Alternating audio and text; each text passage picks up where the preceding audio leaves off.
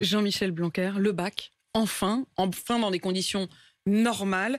Depuis mercredi, les candidats au bac le passent, ça se passe bien, sans accroc? Oui, ça se passe très bien. Plus de 500 000 élèves l'ont passé. Ce sont les épreuves de spécialité, il faut préciser, c'est pas les épreuves traditionnelles de philo ou pour la dernière session du bac. Là, ce sont les épreuves de spécialité. Oui, les choses se passent en gros en 2 temps dans ce nouveau baccalauréat. Un temps qui cette année a lieu au mois de mai, les années suivantes ce sera en mars.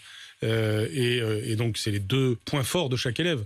Je l'ai toujours dit, c'est la passion de l'élève. C'est-à-dire si les matières que les élèves ont passées hier et avant-hier, et même certains aujourd'hui, sont des épreuves qui correspondent à des choix. Et c'est la grande force de cette réforme que de permettre aux élèves d'avoir beaucoup plus de choix que les générations précédentes. Et puisqu'ils ont eu beaucoup plus de choix, ils ont eu beaucoup plus à approfondir parce que les programmes sont plus exigeants. Le message, c'était tu choisis ce que tu aimes, et si tu choisis ce que tu aimes, alors tu vas le travailler davantage.